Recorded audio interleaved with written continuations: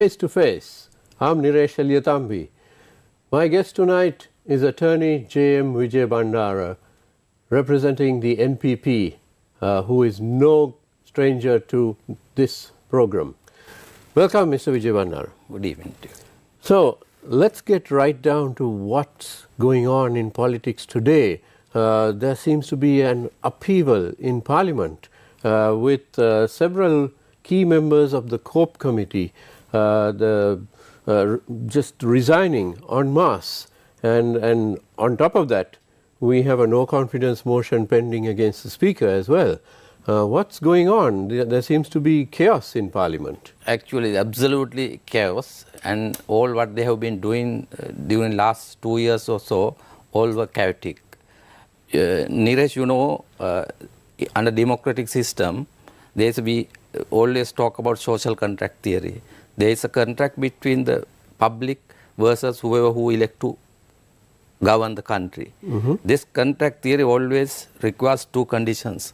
One is, at an election, for you to get elected, you have to justify you getting elected before the people. Right. That's why you introduce your manifestos and give various promises and saying that elect us and we'll work for your good. That's right. That is first condition. Then it's not stopped there. During two election also, Niresh, the rulers or the whoever who are in the government mechanism has to get justification from the people for they to be being in power. To being in power. For that they have to show some kind of exemplary governance, live up to the expectation of the people. At an election, we know even 2019 election, people has very, very high expectations. They give various kind of promises and people believe in those and expecting at least 70 or 50% would be achieved by electing the government at their choice. But what happened? In the short period of 2 years, the entire parliament, the executive, president, ministers of cabinet, prime minister and the parliament also elected by the same party, lost that justification. Lost that justification not only because of the Aragale, it is a mass and organized or unorganized, we can say. The entire country came forward, not only in Colombo or Gold Coast, all other suburbs, rural areas, everywhere people came together and say, voice against the government, enough is enough. So, between two elections, though they have a exorbitant mandate, 69% voted, but within the period of 2 years, space of 2 years, they lost entirety of that mandate. Then, what would have been done? That also we have sufficiently discussed in various programs. Elect a non-political government or interim government and get out of this problem. I don't have to say it again. Religious sector, civil society, media and everybody was suggesting. But what did this particular 225 members elected at the last election, and mainly the 144 members who have been elected to govern, leave aside the opposition, they don't have the decision making power, who have been elected to govern, what was their reaction? What was their reaction? They initially adhered to the people's voice. President resigned, prime ministers resigned, ministers of cabinet resigned. And in fact, there was voice saying that so and so should not be appointed again. Right. This particular family of members, so their affiliates should not be appointed. That also, they abide with that. With the heavy pressure from the people, they abide. Then what should have been the next? That is where entire country went on, parliament went on. That is what we feel today. Yes. What parliament did? Did they have a mandate to elect a president? According to social contract theory, when entire parliament, their mandate is lost by voice of people, was there any justification for them to elect a president? Of course, somebody argue, black letter law say, constitution say, if president resign, vacancy has to be filled. I do concede. I do agree with that. But when it's come to democratic governance, things can be done subject to certain conventions, policies and expectations of the public. Black letter law say yes, vacancy has to be filled, but under what circumstances this vacancy arisen? That is the main issue. Under what circumstances? Was it due to death? Was it due to, predictable situation? No, it's a people's revolution. Maybe there are different interpretation to this. Some may take international influence or something, but what we saw is a people's peaceful revolution. There That's are right. certain law violation incident that cannot be attributed to entire process. It's a peaceful revolution whereby people has exercised their mandate, the sovereignty power, voice against government and say, please leave, Yes. please leave. So then they partly left. But the bulk of the parliament members who have been elected by the people in 2019 who lost their mandate during a very short space after Aragale, they elected the president. I mean, if they elected and attempted to justify their power, electing their own person, that would have been different. But what they did so, they took people by surprise, elect a member who had a single seat, and then president elect ministers of cabinet among those 134, 144 people. So cabinet belongs to one and president belongs to one party. Then this set up the situation that lead into this type of chaos. They were interdependent. They mean who? The president on one side. He also having an idea of becoming the next president. So he is politically thinker.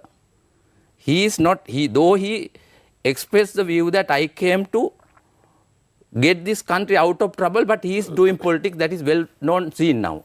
Nobody can say no.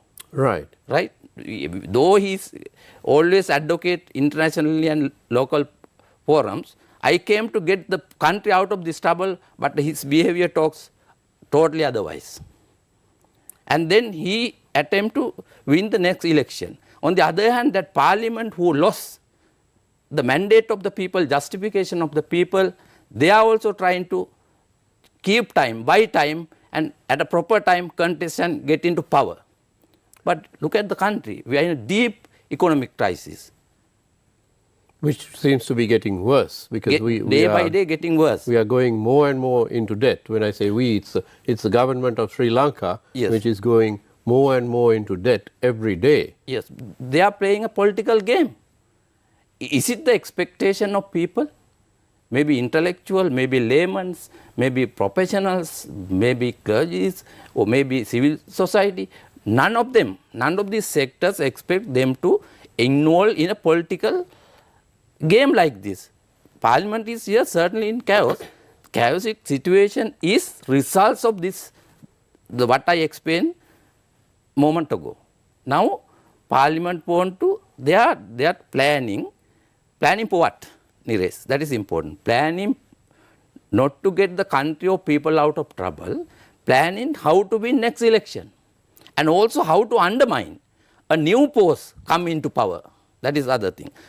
People had suffered enough, and every centers, villages, everywhere, people now gradually changing, they demanding and crying for a system change.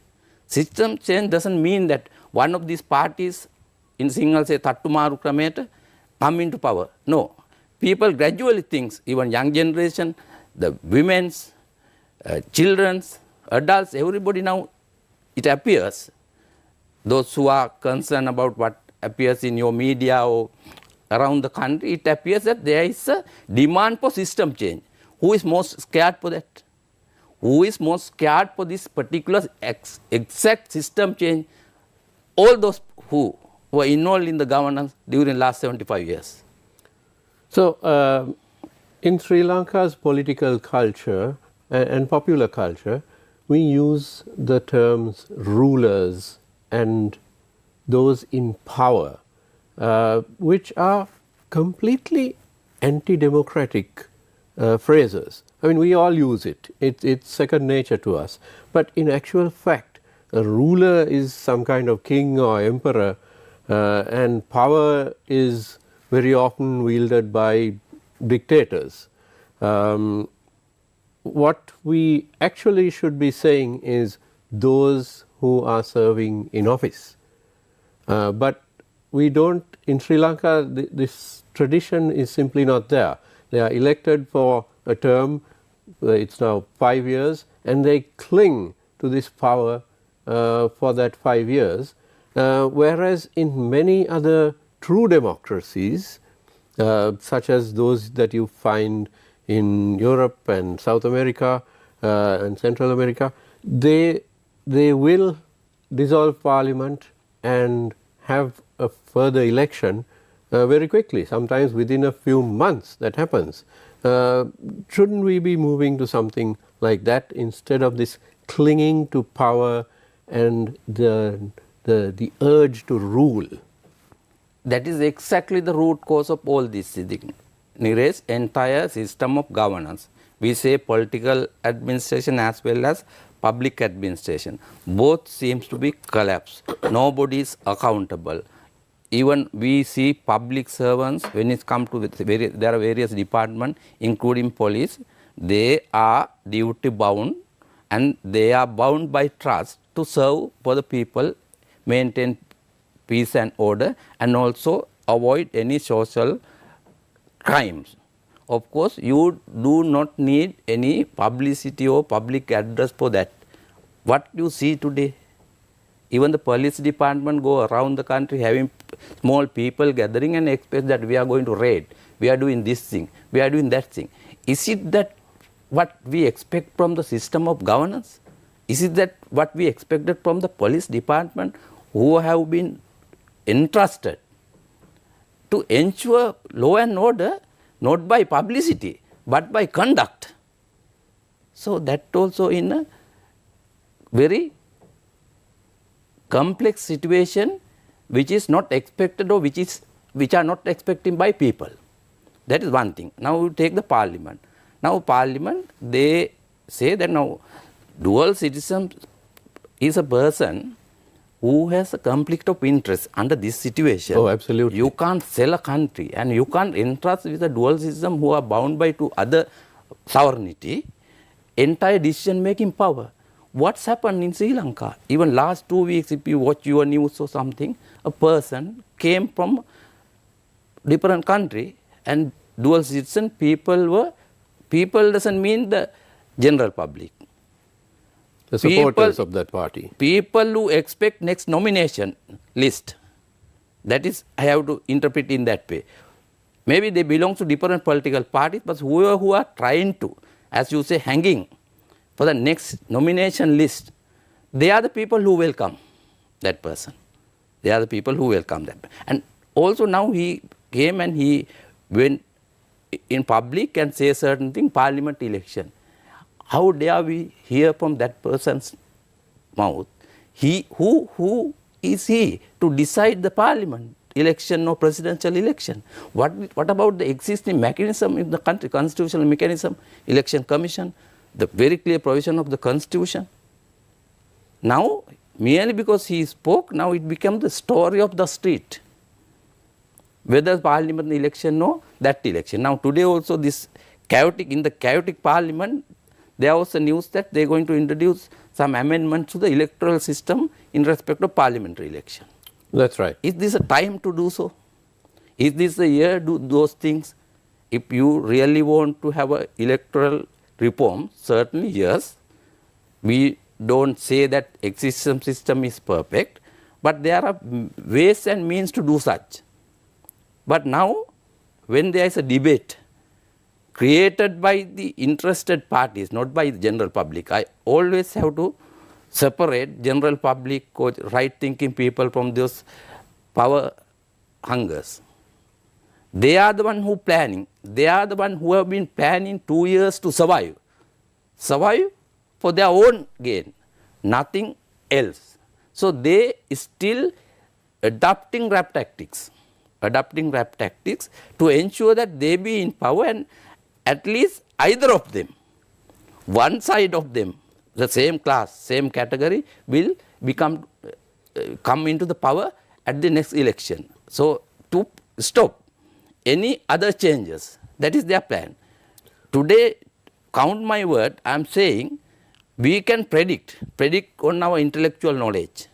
You can predict with your vast experience of journalism. What we predict will not going to be happen. If you ask the constitution say within the first 2.5 years of being elected, if parliament by resolution requests the president to dissolve, can be dissolved. Right. Now 2.5 years lapse. Yes. Thereafter, in 21st amendment, there is a provision that present parliament will continue until August 2025. That express words are there in the constitution. Right. And then after lapse of 2.5 years, there are no provisions in the constitution. There are no provision in the constitution for the parliament to resolve. That is the law. Even if parliament to resolve, president is not bound to accept that. Right. Because president is mandatory bound if it happened within first 2.5 years. That is one. It's like how happened the Constitutional Council. It says every decision must be unanimous at the first instance. Our constitution says every major appointment, the Constitutional Council must come to decision unanimously. Word is there. Right. If not, at least it should be passed by a vote of more than 5 out of 9.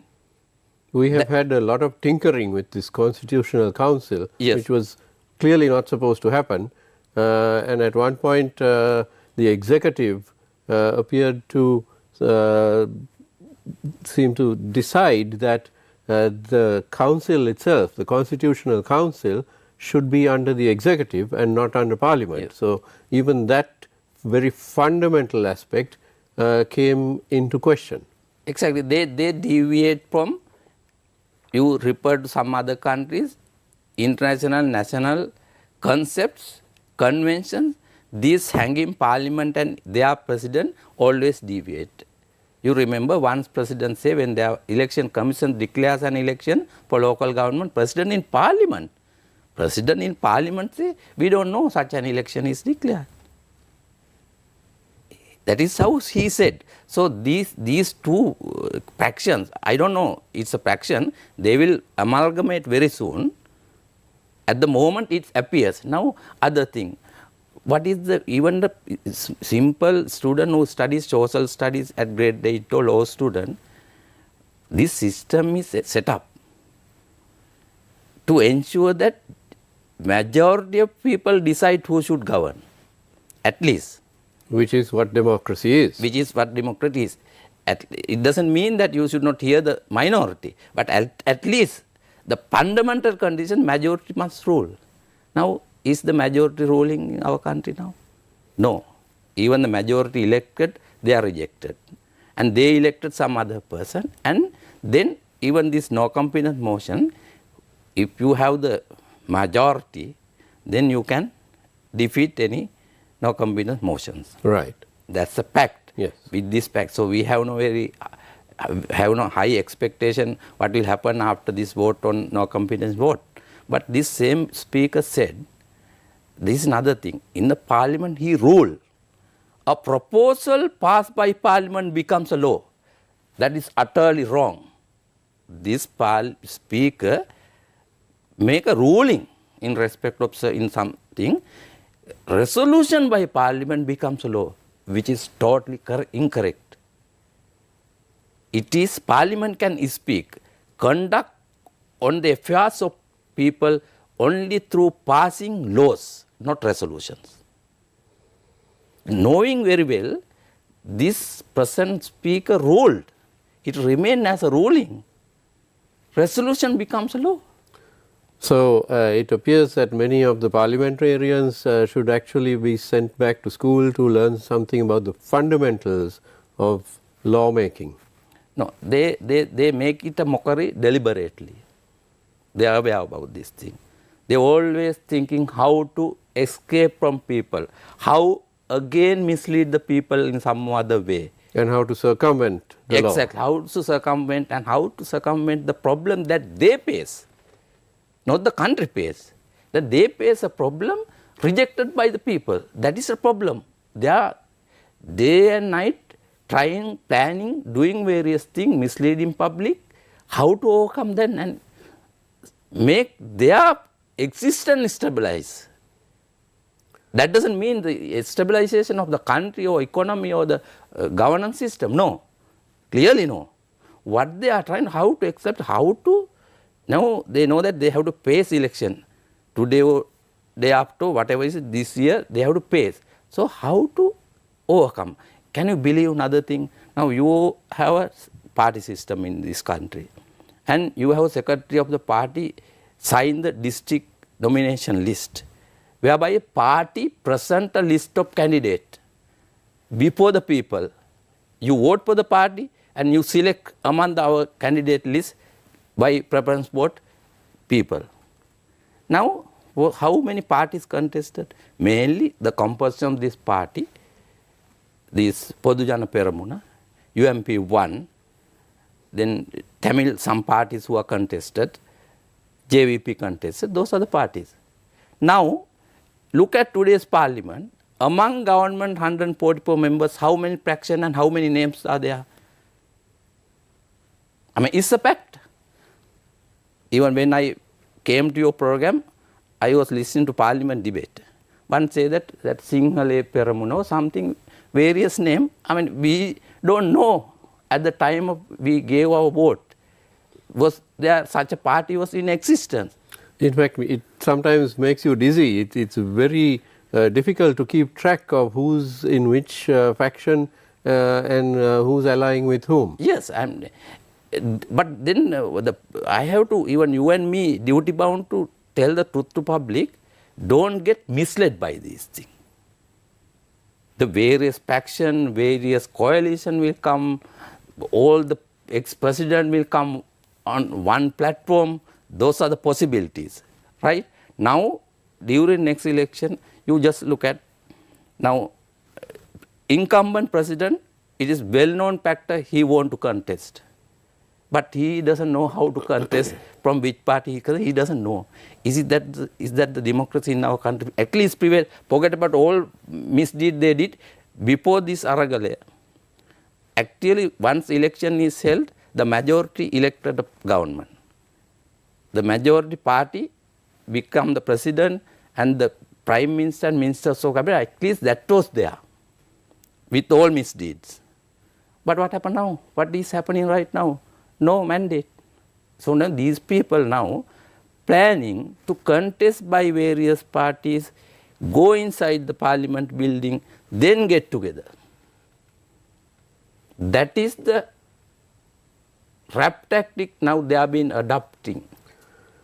So Mr. Wijebandara, let's look at some of the other news which came out today, which you referred to, a proposed amendment to the Constitution which would supposedly reduce the number of elected members. Right now, of the 225, 196 are directly elected by the people, yes. And 29 by are appointed onto the national list. Now, the national list itself is very controversial. Over the decades, various strange individuals have been appointed, including many who had lost in the election, who have been rejected by the public, by the voters, are then appointed onto the national list. And the national list was, correct me if I am wrong, it was supposed to be for professionals to be appointed to Parliament to give their expertise and their knowledge. Yes. But now, quite apart from 29 being appointed in that way, the proposal is to appoint far more, possibly as many as 65, and bring down the number of elected members to about 160. So, what do you think of that? Is this not reducing the people's mandate? Of course, now if you take the strict law to change of the composition of the parliament, need a referendum. It's a must. Change of the composition of the parliament. maybe other like, broadcasting authority bill or prevention of terrorism bill, and Supreme Court say this thing and this thing, you amend this thing, then you can go for 2/3 only. But changing the composition of parliament need a referendum. It's a must. So these are the things, again I am telling, to take the people's real direction to some other way, or create uncertainty with regard to whether they are going to conduct election or not. Throughout they are trying to this. Now is this a time to introduce, and who said, have you ever heard to any from intellectual sector anywhere to expand the number of nationalist people? Have you ever, before asking this question today, have you ever heard from any sector? Was there a requirement for such? Was there any agitation or suggestion or proposal to that effect? I believe well, no. the national list itself has failed. Yes. Simply over the decades, we have not had very many professionals appointed to it. Instead, we have failed politicians Yes. who are appointed. My own electorate, a few elections back, rejected the minister who ran, and lo and behold, he was appointed to the national list. Yes. So this is quite common. But let's look at, are these signs of desperation by those who are in office? Yes, of course. They actually, this is to general public should know. Don't get misled during this election year. And they are trying their level best to create an uncertainty among the voters whether the election going to be held or not. That's a topic. And whether by adopting this kind of law reforms, will there be any possibility to postpone elections? Will it impact the presidential election? So these are the things, I have again used the word rap tactics, that is been adopted by rejected members of the parliament to ascertain whether this kind of trap tactic will work for them either to get into power or postpone the election without a date. That is the only expectation. But when it comes to law reform or constitutional amendment, the people are expecting more than what they are planning. It should be to ensure the good governance system, to ensure the social contract theory, to ensure the respect of people's right. For those kind of things only we touch the constitution. Constitution is the supreme law of the country. If there is a real problem in the constitution, of course we will have to amend in consultation with the people and relevant sectors of the society. But was there any, even last 1 year, even the Honorable Minister of Justice, did he had any forum or something to discuss whether this nationalist will work? Have you ever heard though? I haven't. So now these are sudden things. Something like bombshell, they just drop in the agenda of parliament and get the debate, and debate also talk always chaotic, no substance. And then vote, of course, one thing we know, they will never vote to shake this their system. Well, on that note, I'm afraid we are unfortunately out of time. My thanks to my guest, Attorney J.M. Wijebandara, representing the NPP. Thank you very much for appearing again on our show. And thank you very much to our audience. Thank you and good night.